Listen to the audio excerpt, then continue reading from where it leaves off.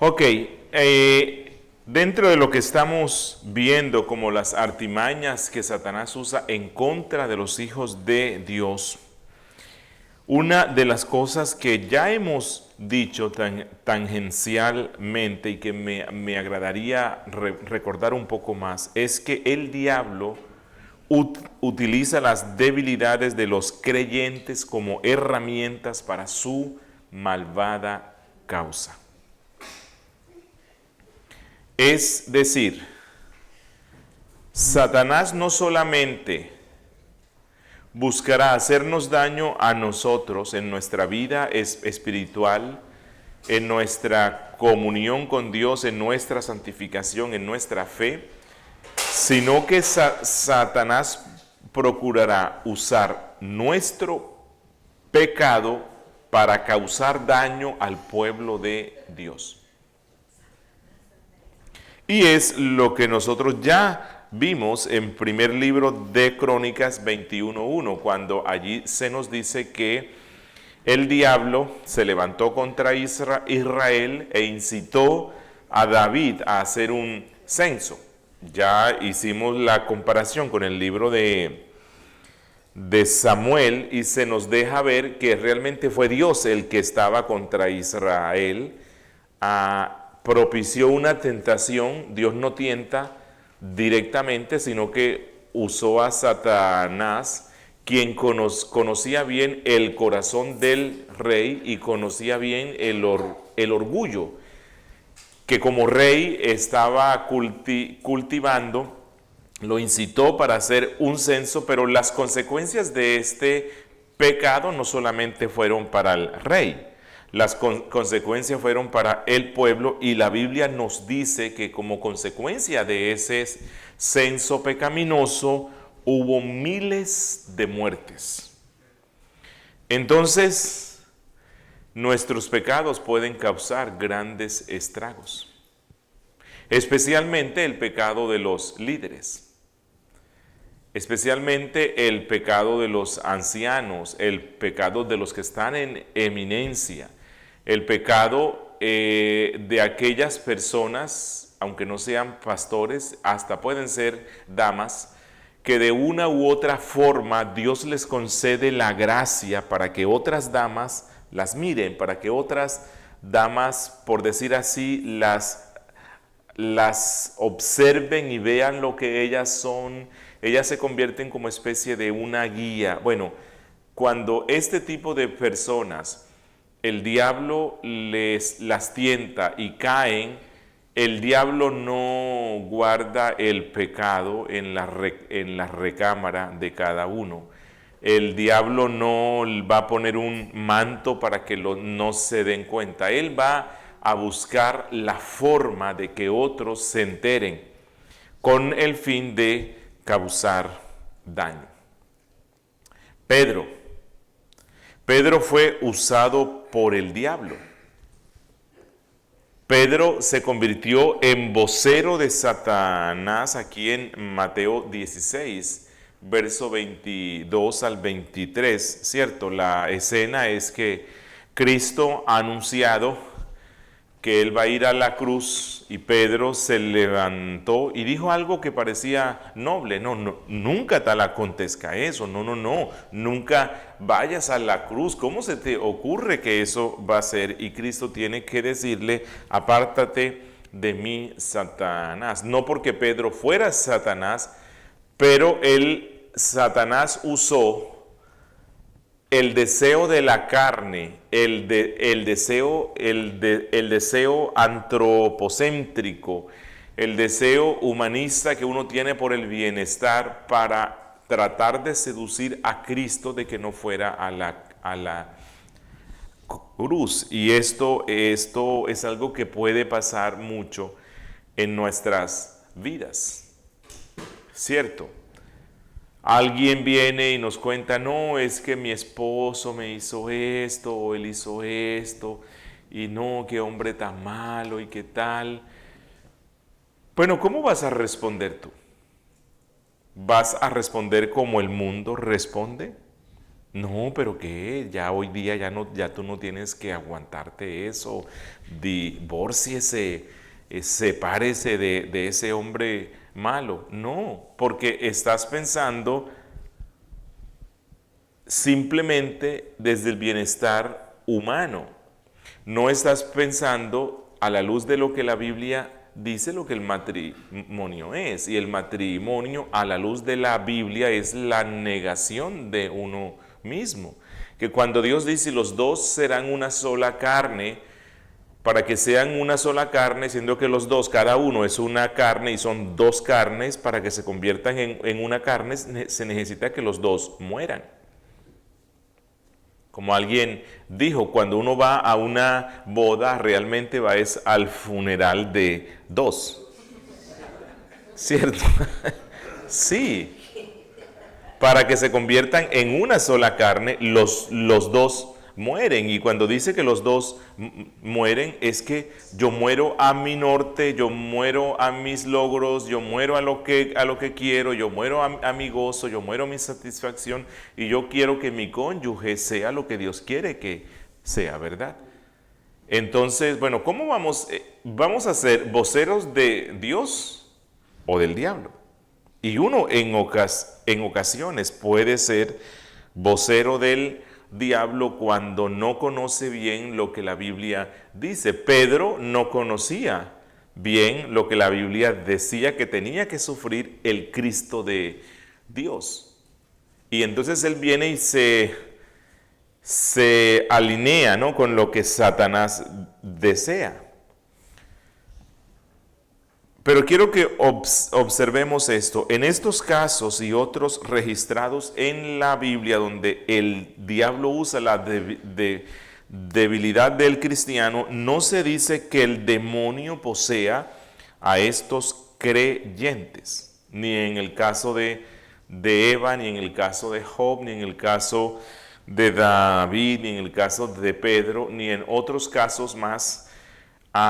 Siendo que ellos eran salvos, se convierten en instrumentos del diablo en el sentido de que el diablo usa la debilidad que ellos tienen para él magnificarla y causar daño. Pero no es que él venga, entre y posea al cristiano. Cuando Cristo dijo, apártate de mí, Satanás, él no decía que Pedro literalmente era la encarnación del diablo, o que estaba bajo una posesión. Esto es algo que no se puede dar a la luz de lo que la Biblia nos dice, ¿verdad? La solución no es hacer una liberación, sino la confesión. Cuando uno se da cuenta que se ha identificado con el sistema del diablo, el sistema pecaminoso, la solución es arrepentimiento. Arrepentimiento. Mira que Pablo en Efesios 4 advierte a los cristianos sobre esto. Efesios 4, 28 dice: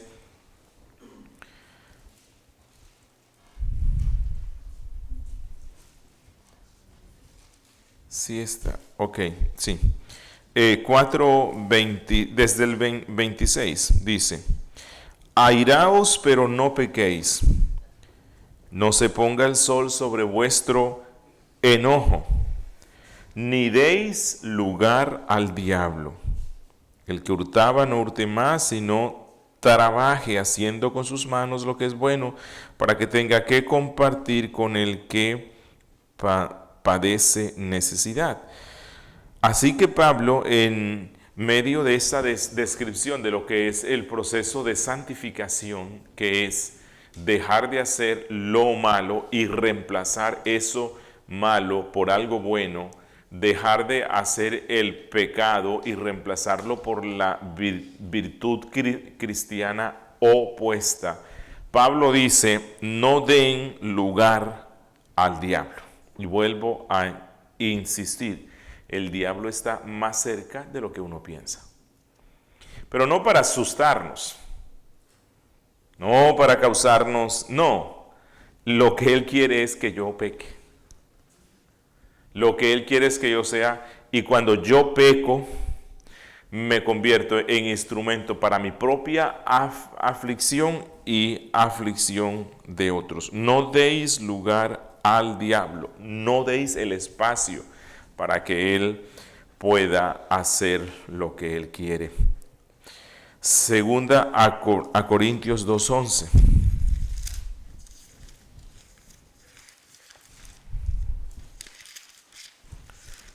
Segunda Corintios 2:11 dice: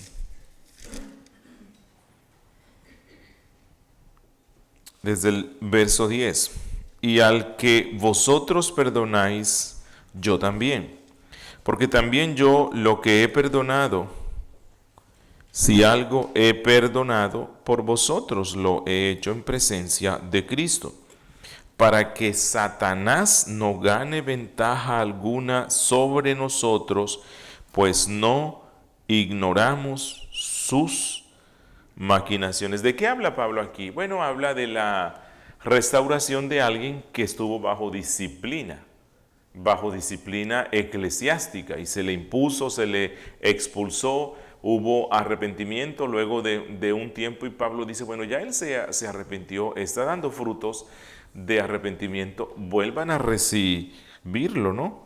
Dice en el verso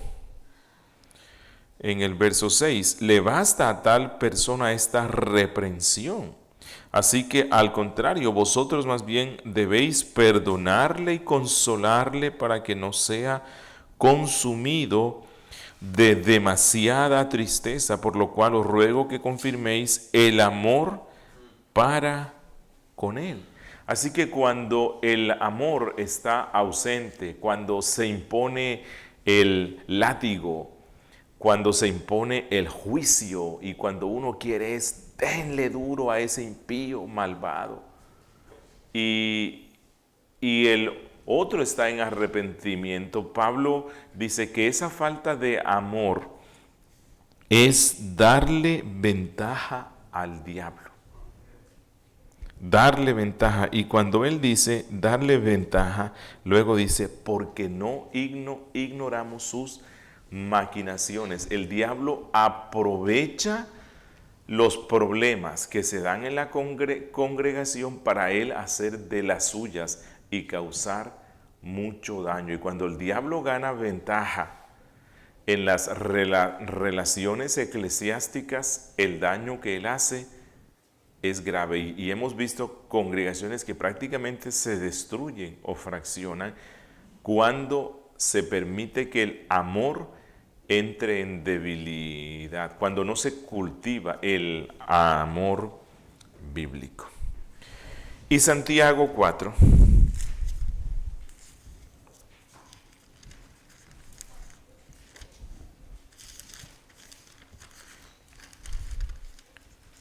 Santiago capítulo 4, verso 7, dice: someteos pues a Dios, resistid al diablo y huirá de vosotros. ¿A quién escribe Santiago? A cristianos, ¿cierto? En el versículo 1, él dijo, ¿de dónde vienen las guerras y los pleitos? Entre ustedes, entre la congregación. ¿No es de vuestras pasiones las cuales combaten en vuestros miembros? Codiciáis y no tenéis. Matáis y ardéis de envidia, y no podéis alcanzar. Combatís y lucháis, pero no tenéis lo que deseáis porque no pedís. Pedís y no recibís porque pedís mal, para gastar en vuestros deleites, oh almas adúlteras. ¿No sabéis que la amistad del mundo es enemistad contra Dios? Cualquiera pues que quiera ser amigo del mundo se constituye enemigo de Dios. Esto es de lo que él habla. Resistid al diablo es, mira, él está allí. Él está allí y causa guerras entre ustedes. Él está allí y causa pleitos. Él está allí y usa vuestras pasiones para que se afecte la fe en ustedes y en cada uno de los miembros y despierta codicia, deseos de matar, y no es de tomar la pistola, sino de hablar mal, ¿cierto? De matar al hermano en la fe por medio de lo que digo, de los chismes y de la amistad con el mundo, el deseo de mimetizarse en el mundo, de estar en el mundo y en la iglesia a la misma vez. Es Satanás el que trae eso, él es el que está produciendo eso. Y Santiago dice, resístanlo, no cedan ante eso. Si el chisme viene, ustedes pónganle freno, y de la única forma que se le pone freno es, mira, si tú me vas a hablar mal del hermano X, ten por cierto que yo me comunicaré con el hermano X y voy a decirle que tú me has dicho esto. Y ya. Eso fue lo que hizo Pablo. En 1 Corintios capítulo 1, él dice, porque fui informado por la familia X de que ustedes están en esto y esto y esto y esto. La familia le fue donde Pablo, le contó lo que estaba pasando en la iglesia, y Pablo, yo supongo que les dijo, bueno, yo no ando en chismes ni me agrada esto. Si ustedes me han dicho eso, yo voy a decirle a la iglesia, le voy a escribir y voy a decirle que ustedes fueron los que me contaron esto. Y ellos han dicho, dígales, porque esto no es chisme, esta es la realidad. Creo que si se practicara eso más en el ámbito de la iglesia, no tendríamos chismes, ¿no? O si alguien va y dice, mira, es que te vengo a hablar de fulanito, mira que están eso. No, antes de que sigas, déjame ver, lo voy a poner al celular, quiero que él oiga en voz alta lo que tú vas a decir. Alguien dijo, no digas de otro lo que no puedas decir delante de él.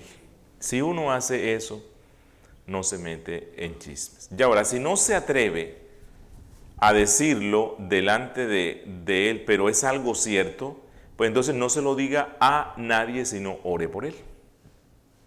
Porque si no lo puedes decir ante él, mejor no lo digas. Bien. Y Santiago dice aquí, resistan al diablo. ¿Cómo? Sometiéndose a lo que la Biblia dice. No hay que practicar guerra espiritual como la que se hace hoy, ¿cierto? Y empiezan a danzar y a cantar unas canciones donde expulsan a Satanás. Yo siempre digo, Satanás baila con ellos, porque él sabe que no están haciendo nada. Nada. Resistir y pelear contra el diablo, Santiago aquí dice, es someterse a lo que dice Dios. Si yo vivo conforme a lo que la Biblia me manda, confiando en la gracia de Dios, el diablo sale vencido. Volverá así, como hizo con Jesucristo. Bien, quiero dar unas aclaraciones más. Aunque Satanás puede tentarnos, como ya hemos visto que lo hace y lo hace constantemente, y aunque él puede valerse de nuestras debilidades para beneficio de su malvada causa, no obstante, la Biblia no nos autoriza a trasladar la responsabilidad de nuestros pecados al diablo, a los demonios o a otras personas. Pedro fue zarandeado por el diablo, tuvo una apostasía temporal, pero él tuvo que sufrir las consecuencias, ¿cierto? No, porque no fue Satanás el responsable, fue él, porque Satanás nos tienta, pero él no puede hacer que uno peque. Que nunca nadie, hay una expresión que se usa ya, ese diablo cochino.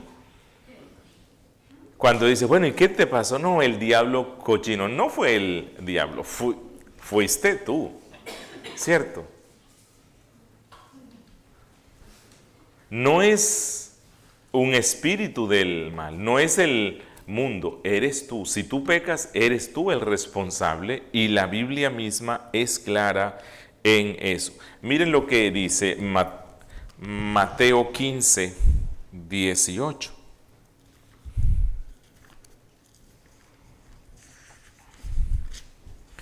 Mateo 15, 18. Dice,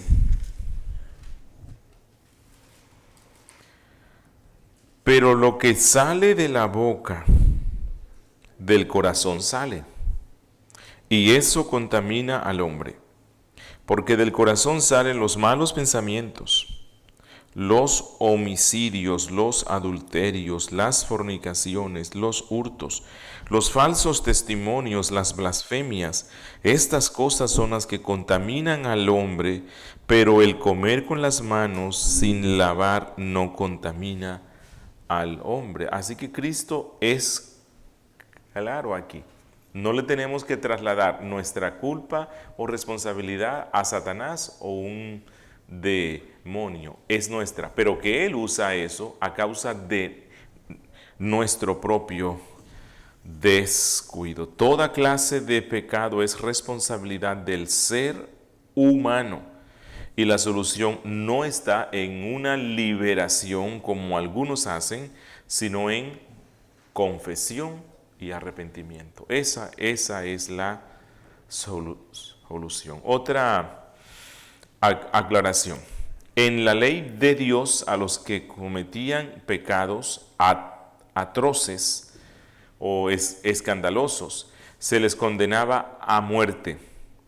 Si algunos de estos pecados fueran resultados de la acción de un espíritu, entonces el Señor hubiera ordenado que a los tales se les liberara de ese ser, pero esto nunca se hizo, sino que Dios ordenó que el culpable, el hombre, sufriera las consecuencias de su pecado.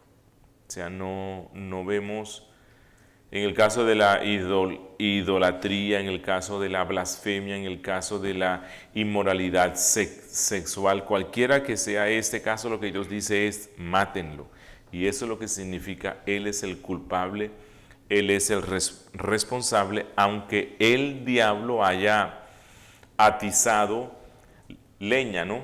Fuego para que eso se prendiera más.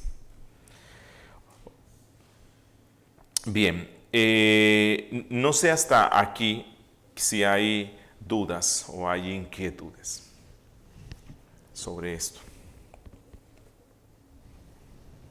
¿No hay?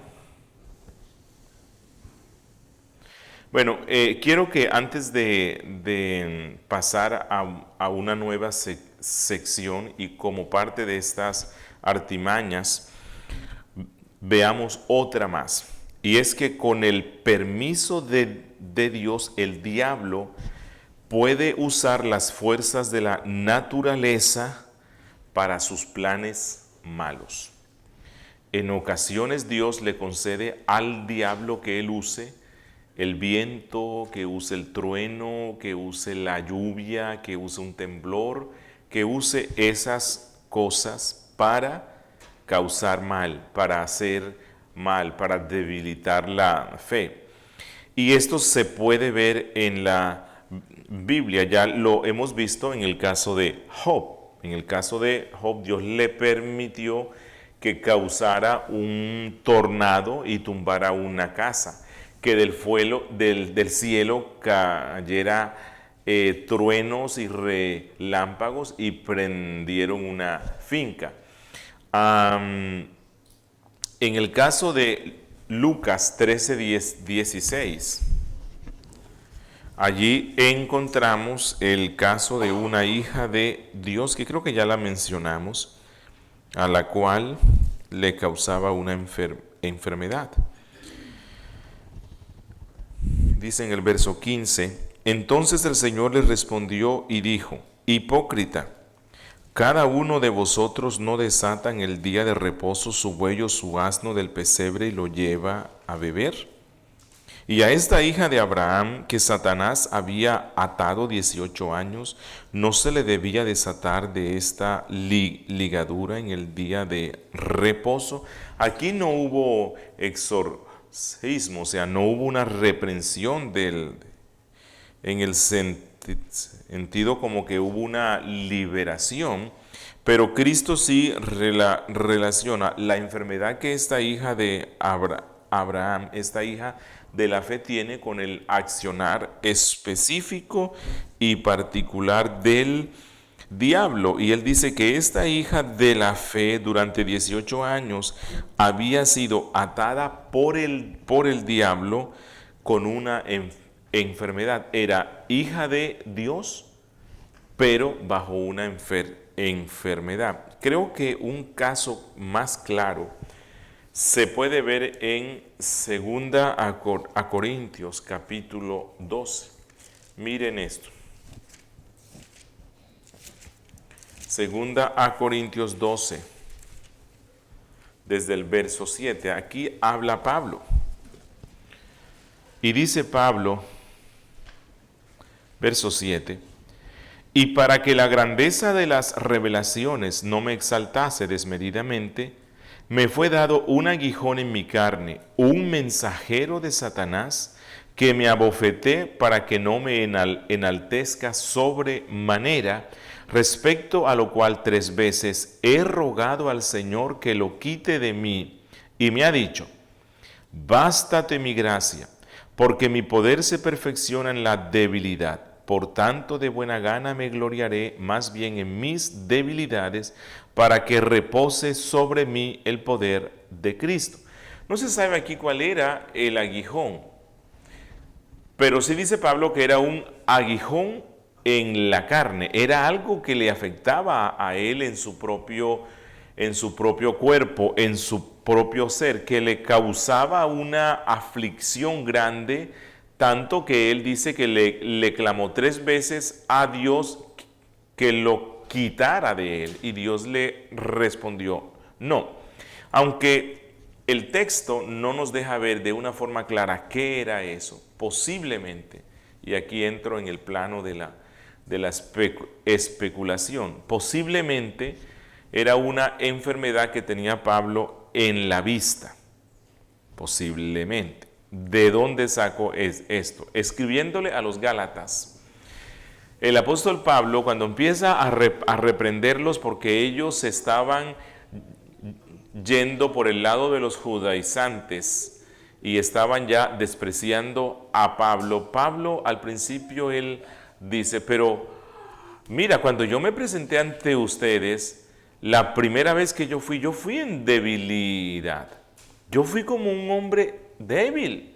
Y ustedes me aceptaron y me amaban y escuchaban lo que yo les decía. Y él dice: es que ustedes estaban tan convencidos de que lo que yo les decía venía de Dios y me amaban tanto, que si hubiese sido posible, se hubiesen sacado los ojos y me los hubiesen dado. Y al finalizar la carta, él dice: y esta salutación final la escribo yo, Pablo, de mi propia mano con letras grandes, posiblemente dando a entender que ya no tenía la capacidad de escribir pequeño porque ya no veía bien. Indistintamente de si era eso o no, Pablo dice que Dios le permitió que el diablo le produjera una afección en su carne, en su cuerpo. ¿Y quién era Pablo? ¿El cristiano chismoso de la congregación? ¿El pendenciero? ¿El borracho? ¿Quién era él? El apóstol. Tal vez el hombre más grande que se ha dado en la fe cristiana. Un hombre de fe. Y hay un espíritu del mal permitido por Dios, que le causa una afección en la carne. Él dice que lo abofetea.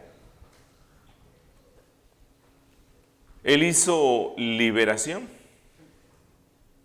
Un culto especial donde iban a rociar aceite y a expulsar a ese. No, él fue a donde tenía que ir. Él no le habló a Satanás, como hacen hoy muchos, que prácticamente le oran al diablo, que tienen comunicación con él, porque cuando empiezan en el culto o cuando van a hacer guerra espiritual, vienen y empiezan, diablo, cochino y eso. No, tú no tienes por qué dirigirte a él. No. Nuestras súplicas son a Dios. En la Biblia hay una prohibición expresa de comunicarnos con el mundo de los espíritus, excepto con el Espíritu Santo. Es con el único ser espiritual con el que tengo que conversar yo, con Dios. Y Pablo fue donde Dios. Job, ¿quién era el que le causaba directamente todo esto que vino sobre él? Satanás, pero él no se enfocó en él, él fue a Dios. Y eso es lo que hace aquí Pablo. Él dice, Dios, te ruego, quítame esto. Y Dios dijo, no, no te lo voy a quitar.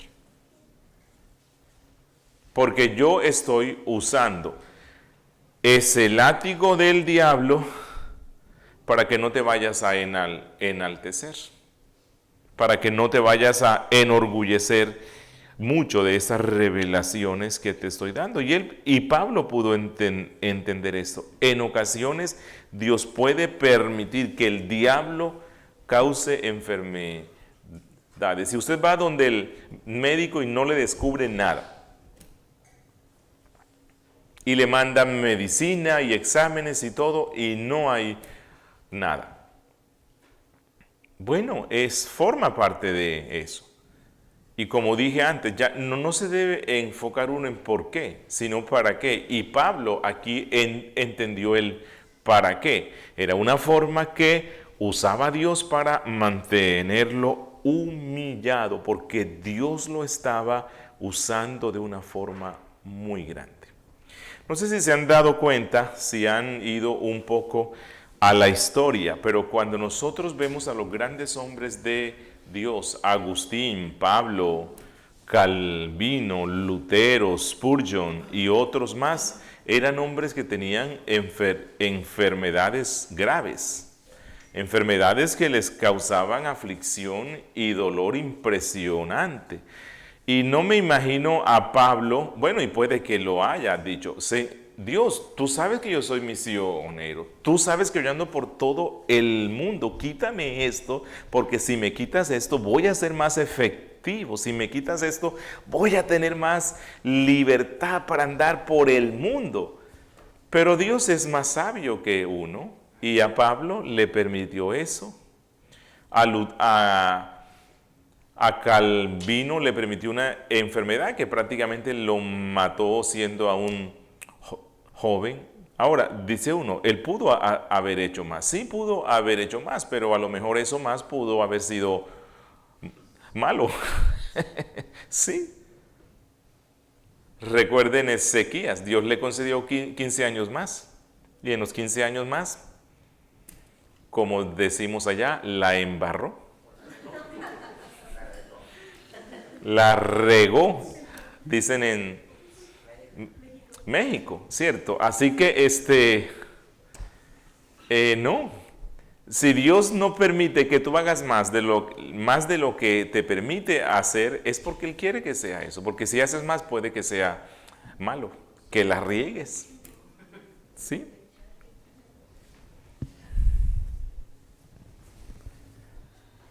Bien.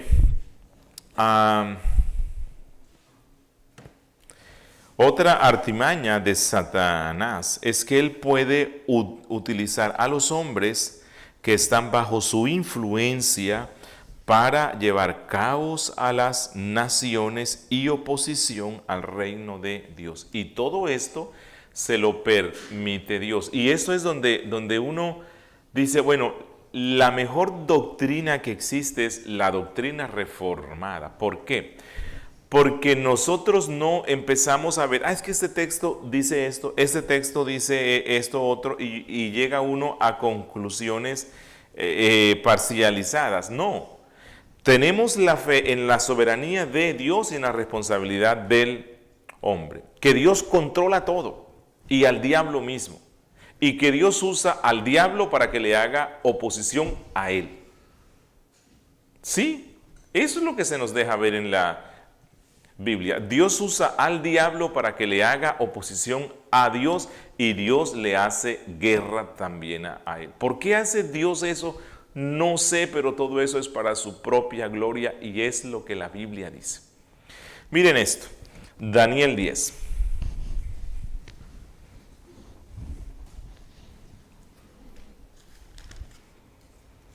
A ver este texto, Daniel 10, desde el verso 12. Desde el 12 hasta el 13. Pero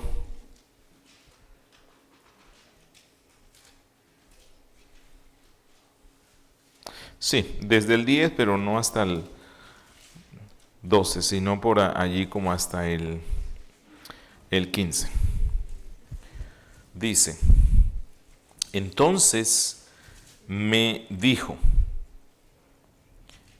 Daniel, no temas, porque desde el primer día que dispusiste tu corazón a entender y a humillarte en la presencia de tu Dios, fueron oídas tus palabras, y a causa de tus palabras yo he venido. Mas el príncipe del reino de Persia se me opuso durante 21 días. Pero he aquí, Miguel, uno de los principales príncipes, vino para ayudarme y quedé allí con los reyes de Persia. He venido pues para hacerte saber lo que ha de venir a tu pueblo en los postreros días, porque la visión es para esos días. Mientras me decía esto, estaba yo con los ojos puestos en tierra y enmudecido. Bueno, lo que está pasando aquí es que hay un ser angélico que se presenta ante él, ¿cierto? Y este ser angélico trae una respuesta a las oraciones que hizo Daniel. Él estaba suplicando a Dios que le mostrara cómo iba a hacer la restauración de este pueblo, cuándo iba a hacer. Él le suplicaba a Dios. Bueno, él hizo una oración muy linda y muy sentida ante Dios, y él dijo, Señor, hemos actuado impíamente, hemos hecho malo. Todo esto que nos vino de la deportación y de la esclavitud en Babilonia, todo esto fue justo porque tú nos habías dicho que esto vendría y no te hicimos caso, hicimos el mal. Y entonces Dios le envió la respuesta para darle consuelo y explicarle cómo iba a hacer esto de la restauración. Y la respuesta se demoró 21 días. ¿Por qué? Bueno, el ser angélico dice, verso 13, porque el príncipe del reino de Persia se me opuso. Ahora, este príncipe del reino de Persia se refiere a qué. Están unos que piensan que fue que el rey se opuso. Pero bueno, un hombre no se puede oponer a que un ángel lleve una respuesta. Lo que nos da a entender es que sobre cada príncipe, sobre cada reino, sobre cada gobernante, sobre cada estado impío, hay un príncipe del diablo. Hay una potestad del diablo que opera sobre estos reyes para que ellos se opongan al avance del reino de Dios. Cuando uno ve que los reyes, los príncipes, los presidentes, ellos inventan y adecúan leyes que van en contra de la fe, leyes que van en contra del evangelio de Cristo. Mira, póngale la firma. Detrás de todos estos hombres hay una potestad demoníaca que los lleva a que ellos hagan eso, o más bien que se alía con ellos, con su propia pecaminosidad para que hagan todas las aprobaciones que se han hecho de las leyes de aborto, leyes de divorcio, leyes de eutanasia, leyes de matrimonio gay y todo eso. Las potestades del diablo han estado allí. Siempre pasa eso. Y este ángel le tuvo que pedir auxilio a un arcángel para que fuera quien peleara contra él. ¿Cómo se venció aquí esa guerra espiritual? Bueno, esto es lo que yo he insistido. Hay una guerra espiritual que no nos toca a nosotros. Daniel no tuvo que hacer nada. Es más, él ni siquiera supo lo que estaba pasando. Lo único que hacía él era, todos los días iba, Señor, llevo 21 días rogándote, suplicándote, oh Dios, que me des la respuesta. Y él pensaba era en Dios. No supo el conflicto que se presentó. Él no podía hacer absolutamente nada. Eso es una lucha que se da en la esfera espiritual, donde Dios contra el diablo, los ángeles de Dios contra los ángeles del diablo. ¿Cuántas guerras de esas hay? Muchas. ¿Cuántas se están dando hoy? Muchas. Pero usted no tiene que pensar en eso. Usted piense en la guerra que Dios dice que le corresponde. En la guerra contra su propio pecado, contra su propia corrupción, contra su propia concupiscencia. Y ya. Y ruegue a Dios para que tenga misericordia. Pero usted usted no puede colaborarle al arcángel Miguel y Señor, y lo mato y lo reprendo y lanzo dardos. No, usted no puede hacer eso. Eso es tonto. Tonto, totalmente. El diablo puede utilizar a los hombres que están bajo su influencia para llevar caos a las naciones y oposición al reino de Dios. Miren esto, Apocalipsis 20.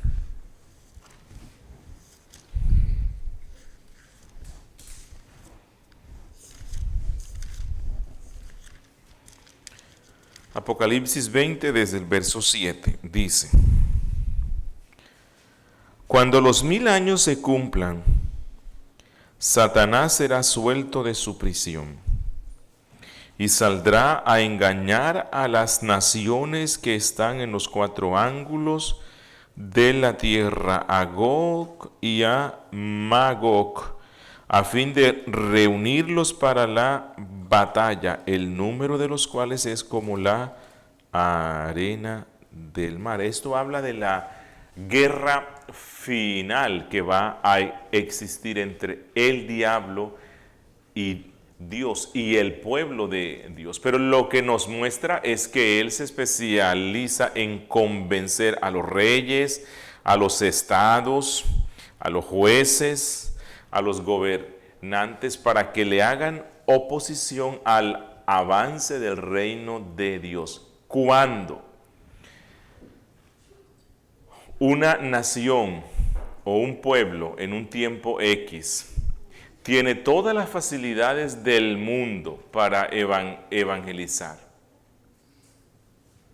y como pasaba con Billy Graham, y disculpen que hable aquí de alguien muerto ya, y le abren las puertas en Rusia, en la Rusia comunista de hace unos años, y le abran las puertas el Papa de Roma, que es uno de los anticristos, no el anticristo, pero sí uno de los anticristos, y le abran las puertas en los centros de perdición más grande, y todo esté bien y todo el mundo hable bien, algo está mal.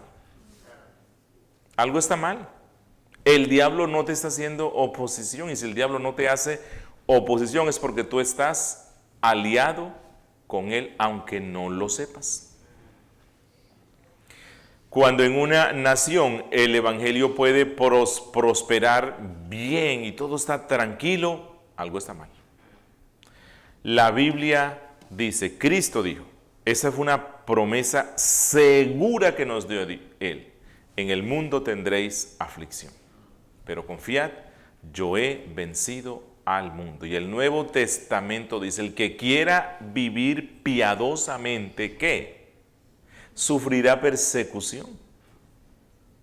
Los cristianos, muchos de este siglo, no sufren persecución de ninguna clase y todo el mundo los quiere porque no están predicando lo que es. Porque el diablo sabe que son suyos.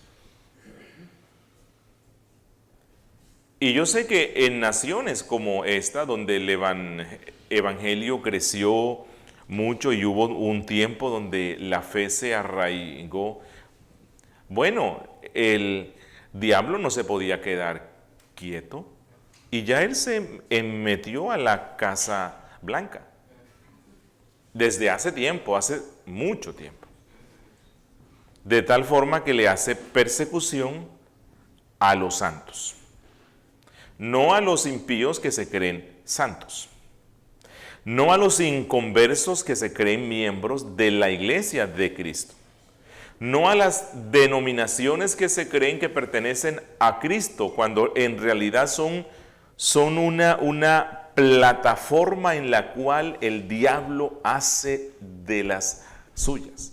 No, los verdaderos santos sufren persecución y algún día puede que aquí alguno de los pastores tenga que ir unos días a la cárcel.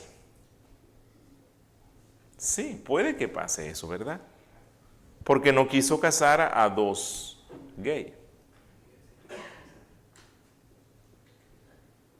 Porque se atrevió a decir desde el púlpito lo que hoy día se le llama discriminación, ¿no?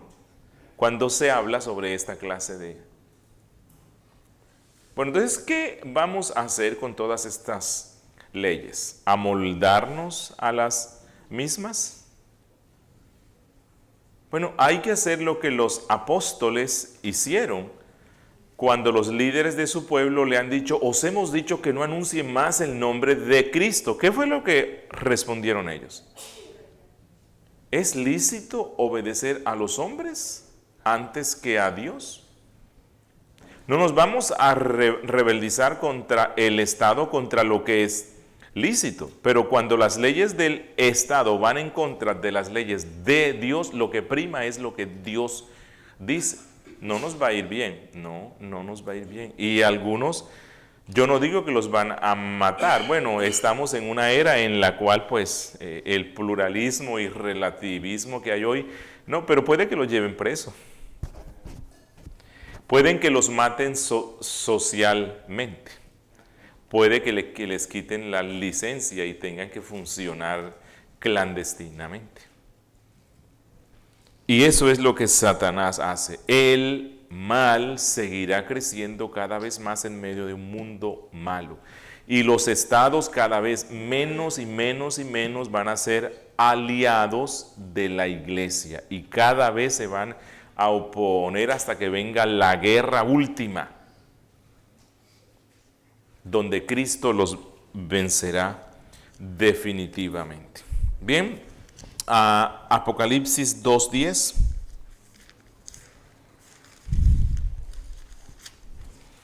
Que bueno, fue lo que ya les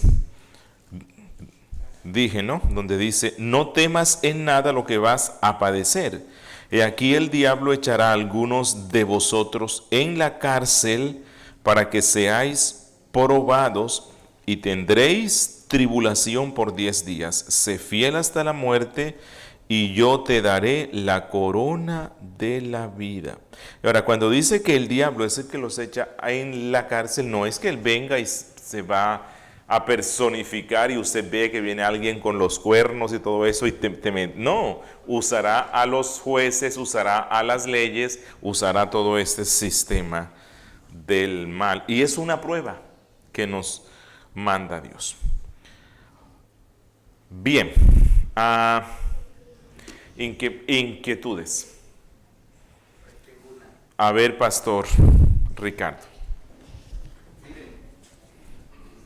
Cuando habló de lo que Dios le permite al diablo usar para que tenga poder como los vientos, que es real, que vimos cómo puede usar inclusive el viento, tuvo que juntar el viento caliente con el viento frío para provocar un huracán y venir y tumbar la casa de los hijos de Lot, de Job.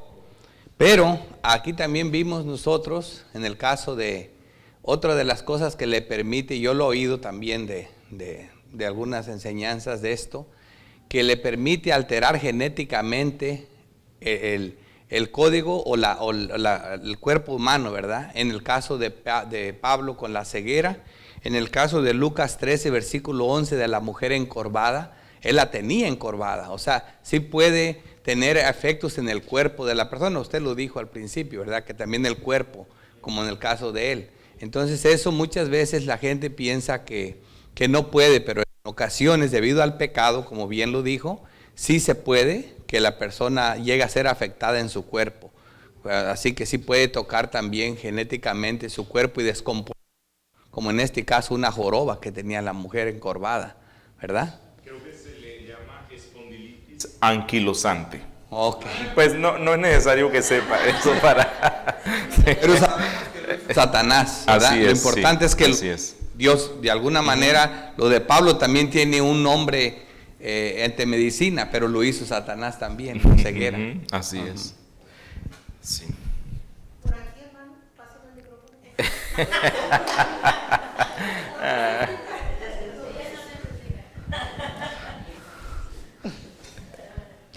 Hablando de la oración de Daniel, Ajá.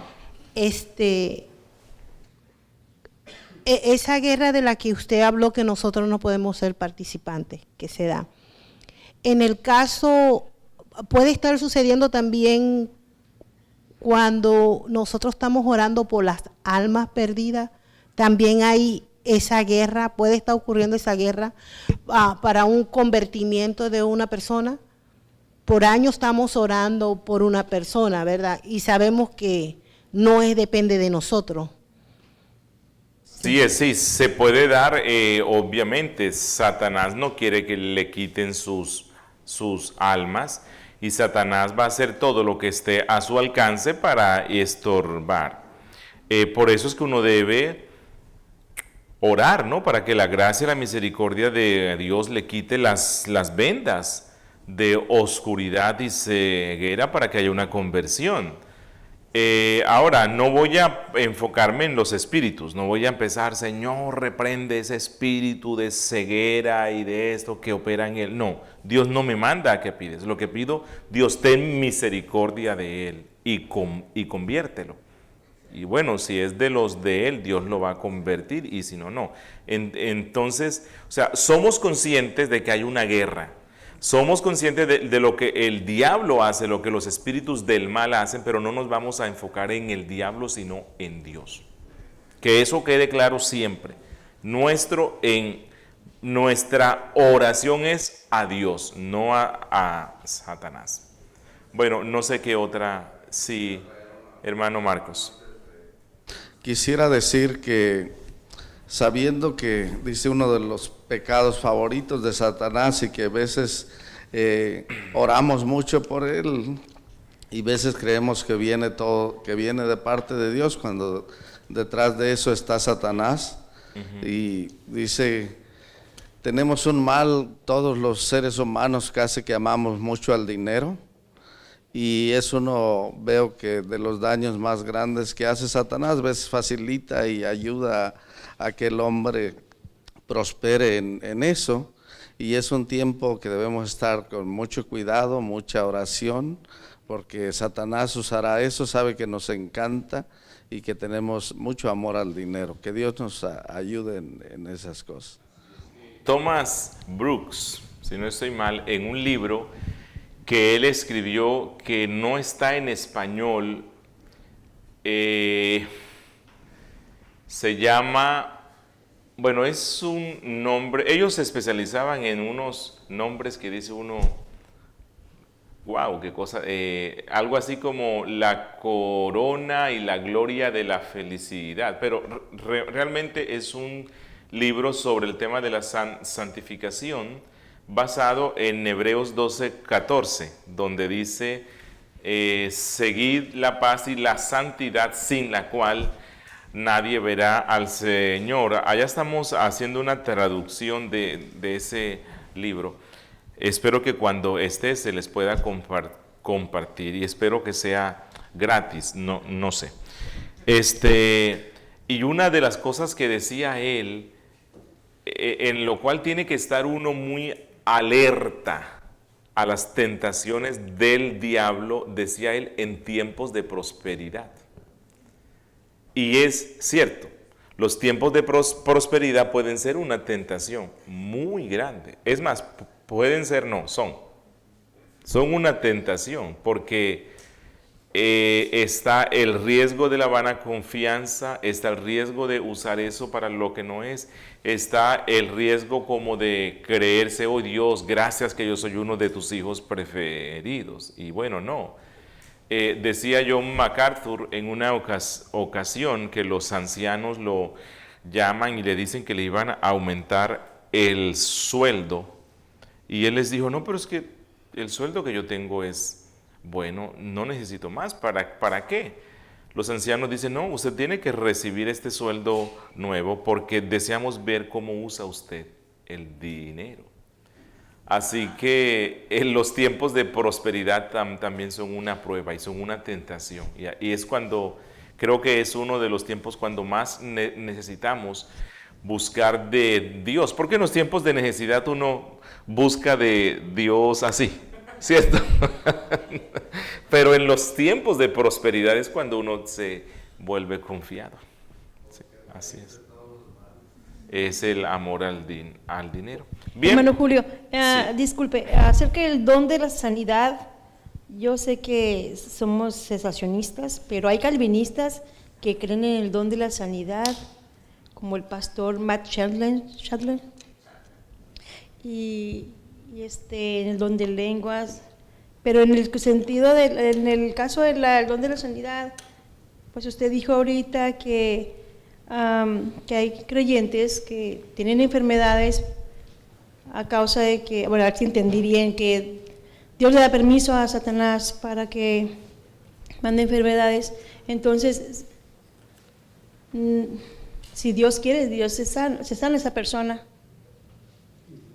Sí, si no quiere, no. Pero por ahí, como los pentecostés, ellos, o hay iglesias que si se muere una persona, están ahí día y noche orando hasta que se resucite. Sí, bueno, sabes que no se resucita, pero asociado con este tema, casi siempre digo esto y se me pasó, no sé si es que tengo hambre, no, imposible que yo tenga hambre porque aquí se come bien. Pablo le pidió 3 veces a Dios, quítame esto, ¿verdad? Bueno, él no fue donde alguien que tuviera el don de sanación para que le quitara eso.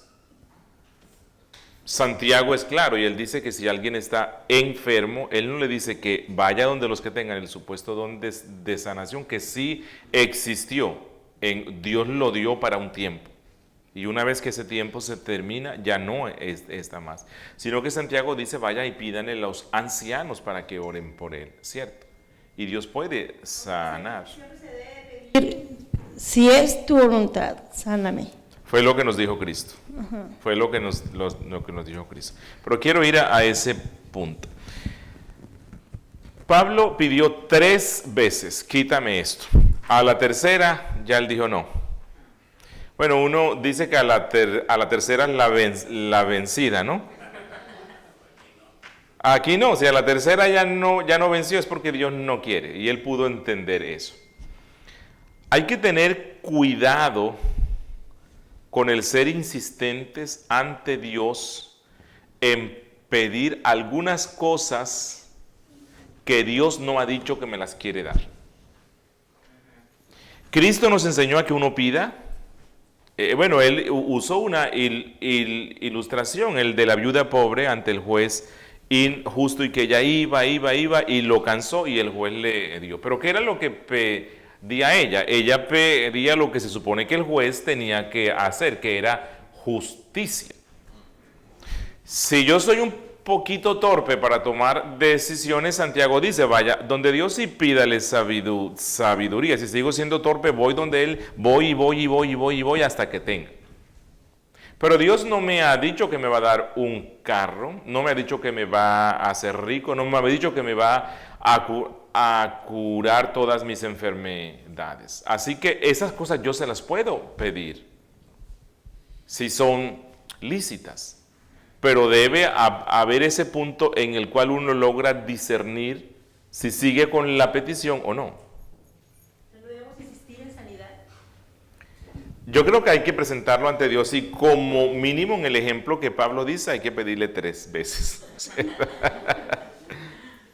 Pero mira lo que pasó con el pueblo de Israel. Ellos iban por el desierto y Dios les daba todos los días pan del cielo.